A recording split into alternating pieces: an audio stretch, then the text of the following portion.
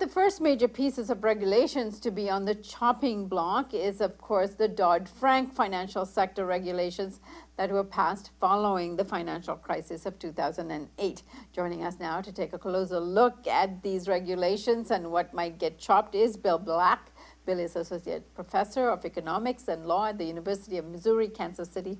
He's a white-collar criminologist and a former financial regulator and the author of The Best Way to Rob a Bank is to Own One. Thanks again for joining us, Bill. Thank you. And this is a good way for what's next on the chopping block, the Dodd-Frank financial regulations. So tell us more about what you think will happen. Yeah, this was a really sad part. We knew it was coming. This supposed populist who ran against big banks and against Goldman Sachs has, of course, appointed all these top people in finance.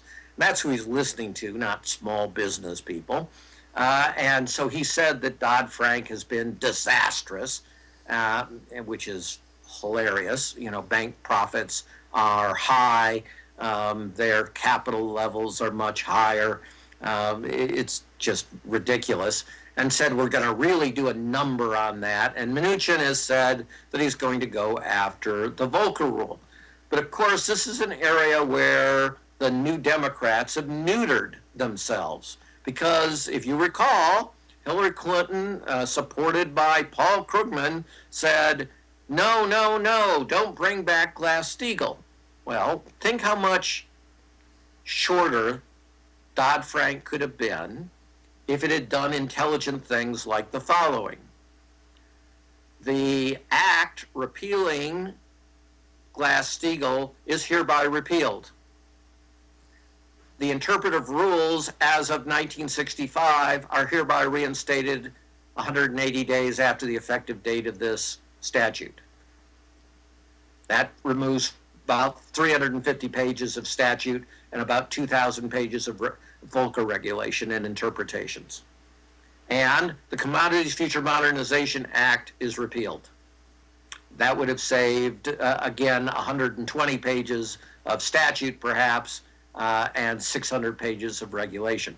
So because Obama and the New Democrats lacked the courage to actually unwind the Clinton era and Bush era deregulation, and because they never created an understanding in the populace of what caused the crisis, which was these three epidemics of elite fraud, you could almost never hear the word fraud even uttered by the president or Hillary Clinton, right?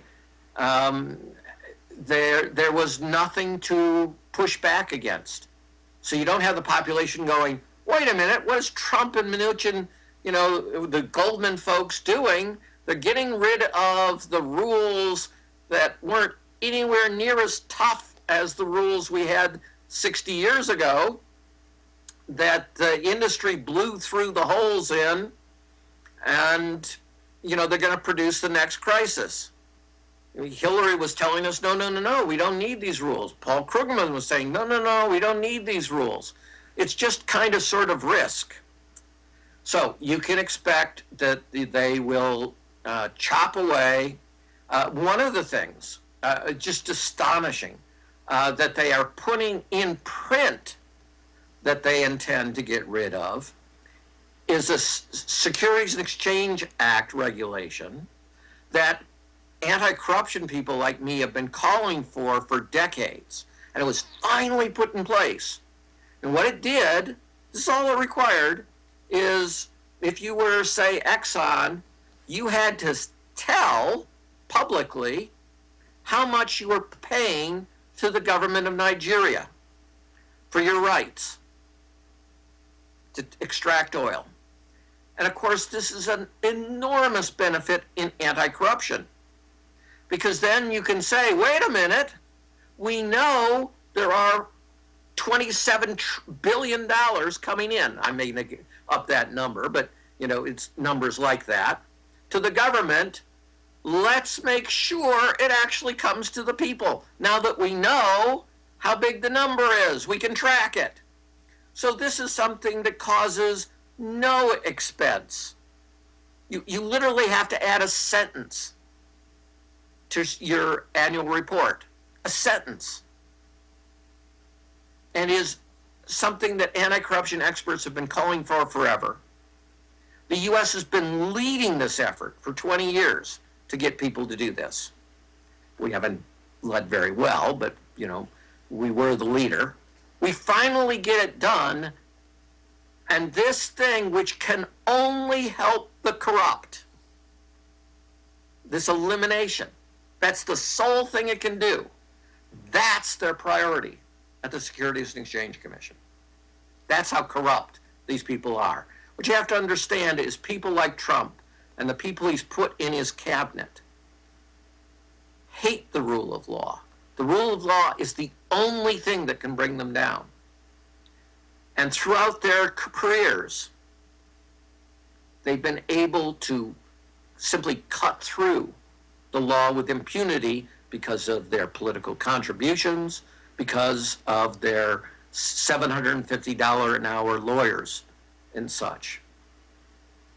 And those are the people, and that is the mentality that is in power now. Bill, we are going to continue this discussion because what's coming up in terms of regulation is even more concerning in other areas, for example, the Consumer Financial Protection Board and so forth. But we're going to take that up in our next segment. Thanks for joining us for now, Bill. Thank you. And thank you for joining us here on the Real News Network.